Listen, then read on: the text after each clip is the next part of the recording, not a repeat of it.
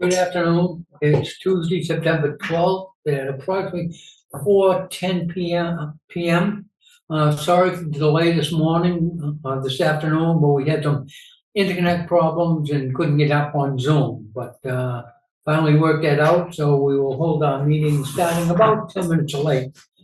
First order of business will be approval of the minutes of July 30th, 2024, and August 13th, 2024. I move that we approve the minutes of July 30th and August 13th, of both of 2024 as printed. I second those. Moved, second, and so voted to approve the minutes of July 30th and August 13th. Since Chris is on site of a leak at Crescent and Main Street, he is not here with us. So we'll move in with Kristen Berger of Resilient Engineers to give us updates on the Main Street project as well as our other projects she's working on. Good afternoon, Kristen. Okay, good afternoon. Can you hear me okay? Yep. Okay, excellent. Hold on just one second. Okay, Okay. thank you. Yes, for the Main Street water main project, we have good progress on that. All of the 12-inch diameter water main has been installed. So the new 12-inch main is now connected with the existing 12-inch ductile iron water main that terminated just at the left turn lane off of the Route 3 South off-ramp. That involved extending the work itself about 20 feet south to address a leak in the existing water main that arose. And that worked out to be a good thing with the leak because that forced the replacement of the existing 6-inch that was there. It was encased in control density fill. There were numerous fittings and a valve, and it looked like one of those coupling fittings was the source of that leak. It was fortunate that it was identified when it was before it became a much bigger leak and impacted more of the road and potentially more of the ramp. So the crew was able to replace all of that 6-inch, and then they found the termination of the 12-inch main that had come up Route 3A and crossed Route 3 and ended there just at that ramp, so that we didn't know exactly where that 12-inch main had terminated from the past project, but they were able to find it, and now that's all continuous 12-inch until you get to the Jones River, where we didn't cross that. So that was good news at the end of it once that got all done. So that's been connected and disinfected, pressure tested, and activated. All of the water services have been installed on the portion of the project that is south of the Jones River. The water main connections to the side streets, Riverside Drive, Center Hill Road, and Riverview Ave had all been connected to the new 12-inch diameter main. The only things we were waiting on was the section of main that was on the north side of the river needed to be rechlorinated. The first round of disinfection, the bacteria tests came back and it couldn't be activated. So the contractor rechlorinated it, and they were resampling on between Friday and yesterday. So hopefully the results come back good from the lab today, and then the crew can pick up again tomorrow doing water service tie-ins from 175 Main to 200 Main, that north section. They also will need to do the connection on Landing Road to the tie-in to the new 12-inch main, and then finally connect the new 12-inch main to the existing water main near 200 Main Street. So that final tie-in. Once they get through that, all the water main utility work has been done, and it will just be the finished paving that needs to happen after the required settling time. So that work the recent work was a little bit more challenging with traffic. As you're aware, school has picked back up. So there were some adjustments made to the work hours. to accommodate the school traffic, the drop off and the pickup times. Then it was also challenging to do the portion that was right at the end of the off ramp. That was another traffic impact day, but it was an emergency and it needed to be done. So fortunately that work only required one day. And the police details have continued to be filled as they've been requested and successfully scheduled. So that's been great, working smoothly with the police on that. In regards to the cost, we still need to meet and discuss with the different parties between the contractor, DOT, and us to talk about the final paving plan. Now that we've gotten through the actual construction work for the most part, we'll be able to do that now that we know the impacts to the roads and the paving and what's going to need to get paved. Looking at the costs, the police detail and flagger costs are staying within the original budget that we'd set aside for that work. So after the initial kind of having a little bit of a stumbling and then having both out there for a short time, that didn't cause a huge cost issue. So I think and the contingency that's remaining is sufficient for the remaining work. There was the additional work, to bring the water main that 20 feet further south, and that took a little bit of time. So we expect to get some sort of, cost impact from that, but it was only one day's work. So it's not going to be something that's going to be catastrophic in terms of the budget. Any other questions about the Main Street project? No, it sounds like it's moving along well, everything considered. And, I'm glad that that area up by Cancun, that additional 20 feet, and talking with Chris earlier, really solved a lot of problems, even though it started out to be a minor leak. It was a major, win-win situation for all of us concerned. Yes, it sure was. Yeah. And it was a little of a bit of a scramble to get approval to do that work. We were able to get both the town and Mass DOT to allow for work during a couple of the days they normally wouldn't work around the holiday.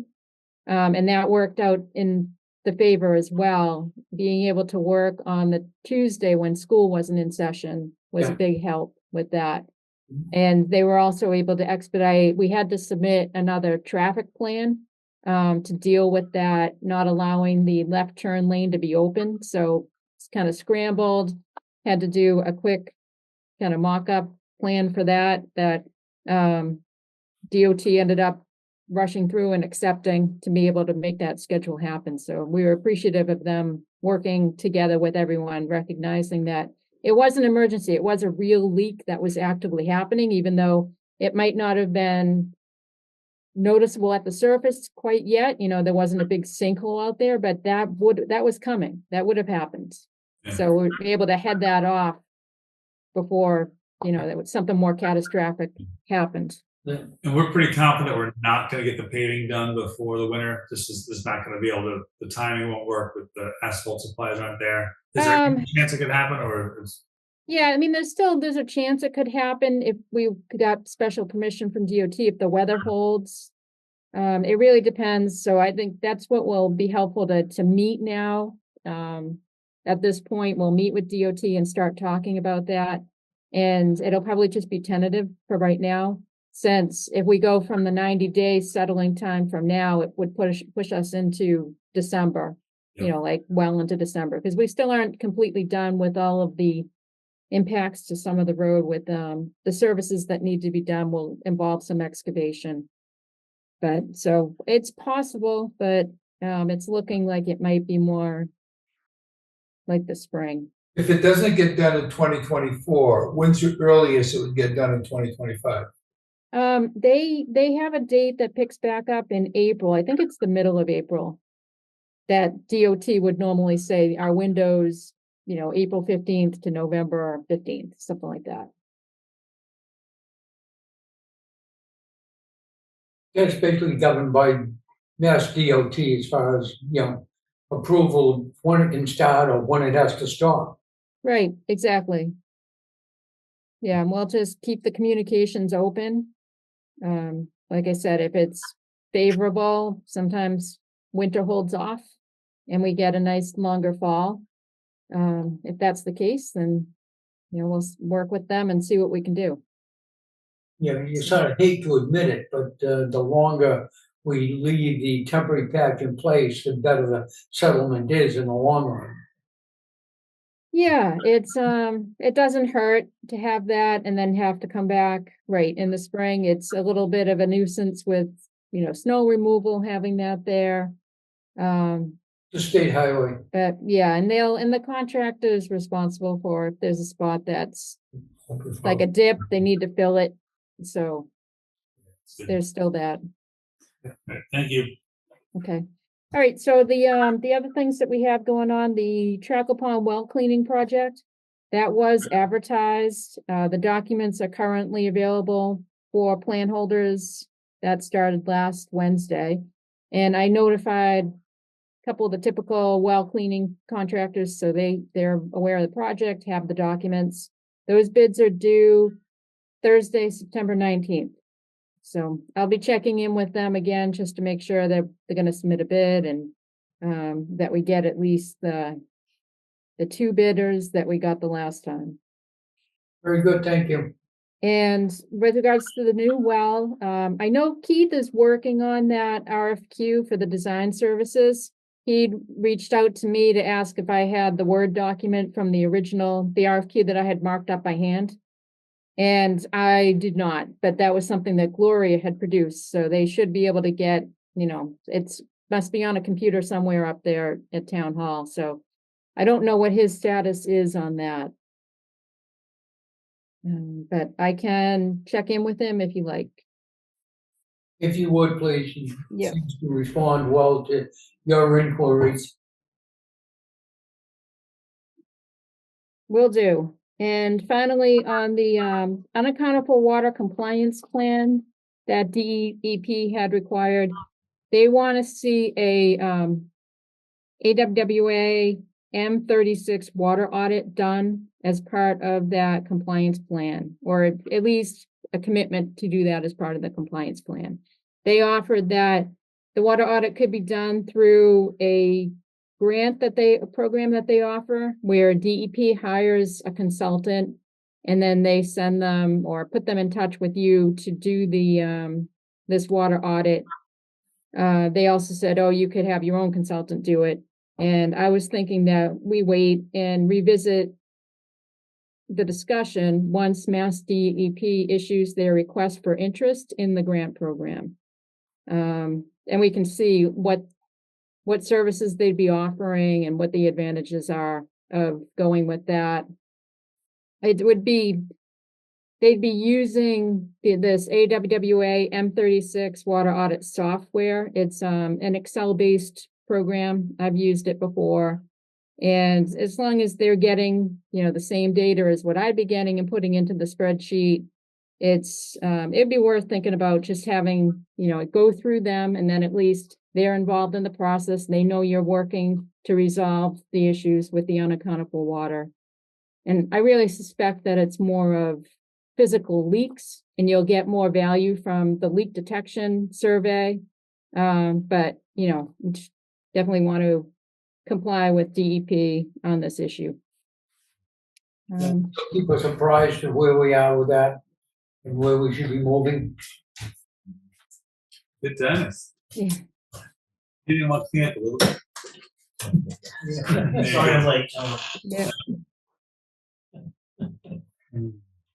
Yeah. Fixed? No, perfect timing. I was just wrapping up. Are you done now, Kristen? I am all set. Thank you for your Right. reports and your updates.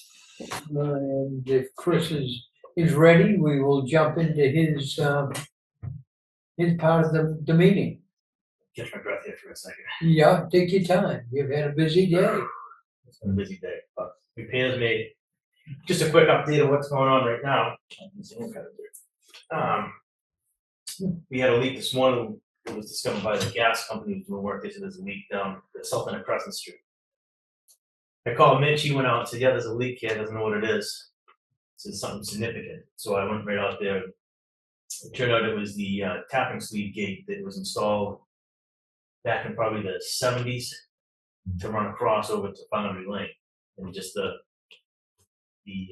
seals on the tapping sleeve decided they're gonna let go. So the only way to fix it was to cut out that tapping sleeve and the gate, cut out some 10-inch main, put in a new gate, and put it all together. So a lot of running around and working, but we just finished the repair now. The guys are starting to backfill and then fill the main. So that was today's fun activities. Looking at what I have here, wanted to discuss the options of changing the classification for the pump operator position down to a repairman, since we haven't any qualified applicants. We had 2 applicants that submitted applications. They had wastewater licenses, but no drinking water licenses, which don't work for our department. So if you guys are open to that, we look to, like we've done in the past, hire a repairman with the expectations that in a timely fashion, when classes are available, tests are available, they would attend the class to obtain their D1, D2, and T1 license. For pump operator. I move that we advertise for a repairman. Second. Move second, so voted to change the classification of the open position from pump operator to water repairman. Okay, very good. I'll work on that this week and next week. Been working trying to coordinate things with North Star for the repair of dehumidifier down at Grassy Hole Treatment Plant.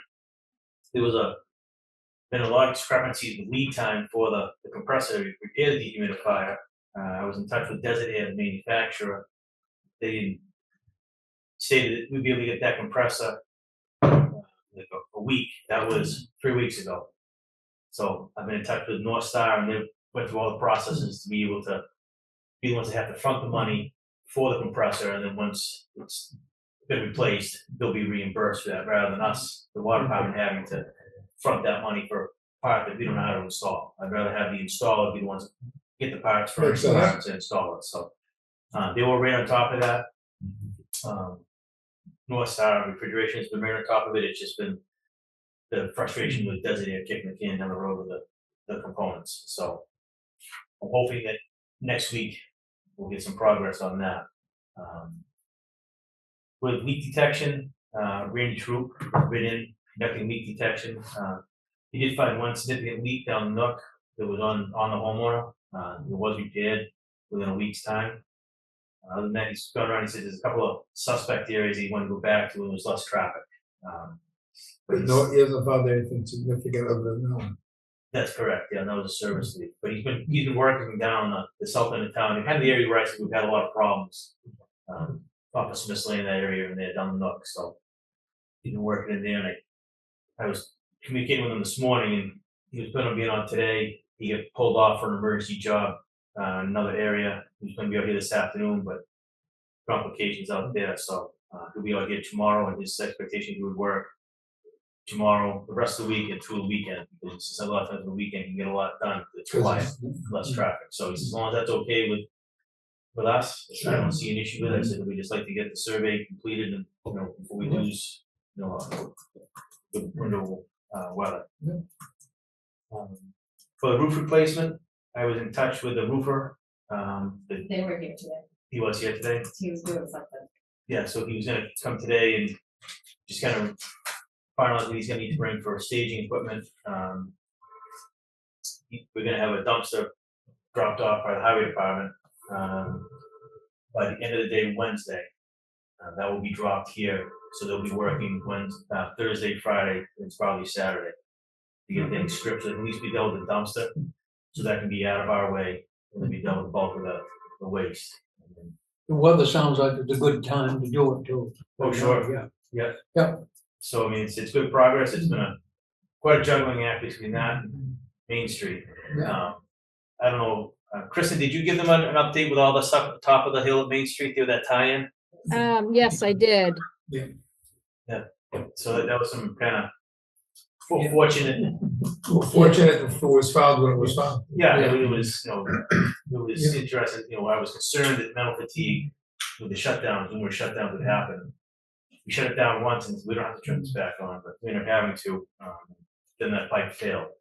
I'm just glad that it was a minimal amount of pressure and not a significant amount of pressure that was supplying it, so. And it was a great finding to see that it's 12-inch where we connected onto, is all the 6 inches gone, so blessing in disguise. Yes, it was. Other than that, I think that's all that I have on it. Very good. Under new business, we have a letter looking for an abatement for a water control mechanism that was faulty at 2 Sunset Road. I gave you a synopsis of events and all the documentation attached, just to give you history on the account. I can explain this a little bit more. Starting in March of this year, the usage on it increased almost double and continued to increase in June, almost another third. Typically, when we have an account that jumps in usage, it is indicated on the quarterly reports that we do for the bills under high usage. This account never flagged, and I don't know why it didn't flag. I went all the way back to December of 23 to see if I could find anything on any reports. I don't know. It's I don't know if it's a fluke with units or what. So this particular resident never got a warning that his he was never flagged for high usage. So the bill went out in June. We didn't hear anything. In August 15th, a notice of shut off was sent out for the balance on the account, which was $1,600.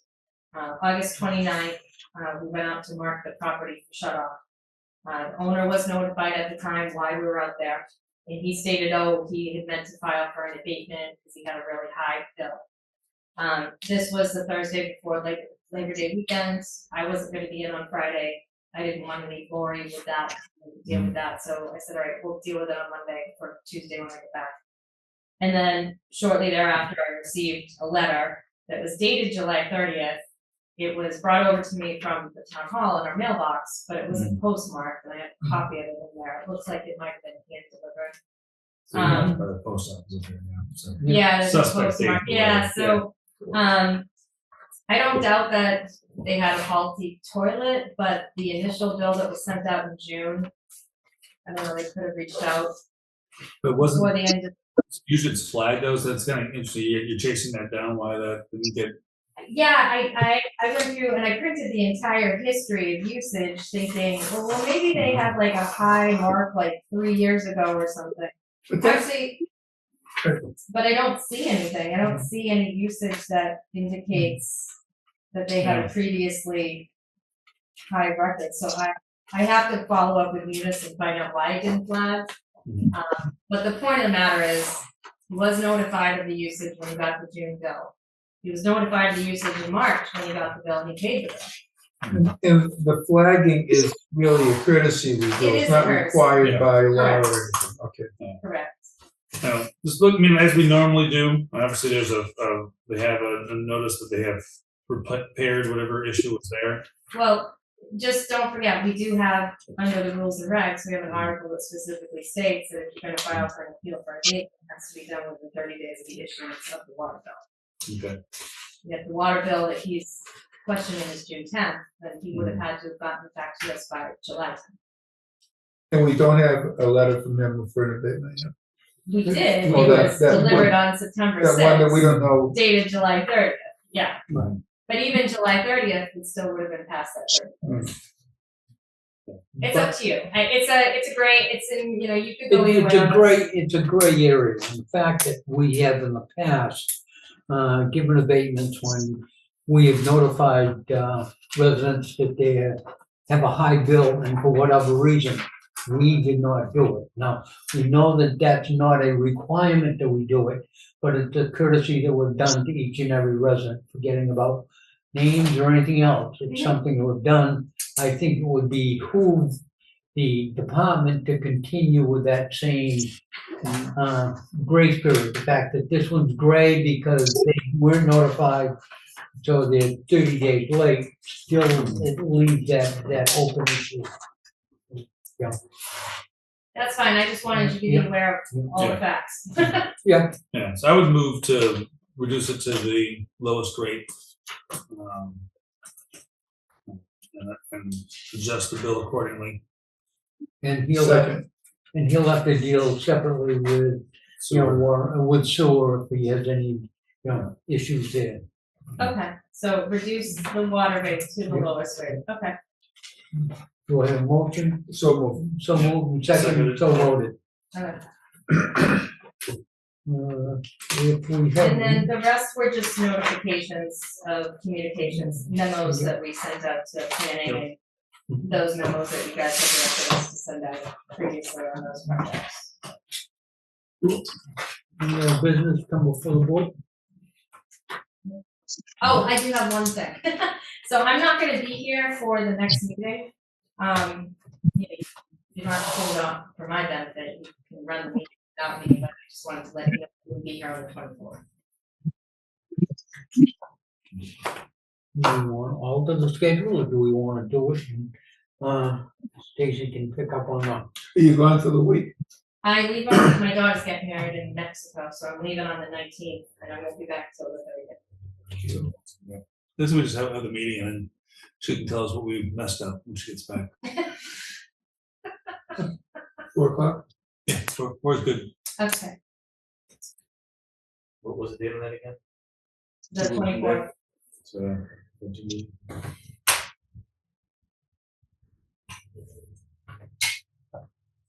nothing else, I'll move to adjourn. Second? Move second, so voted to adjourn at approximately 4:38 PM. Okay. So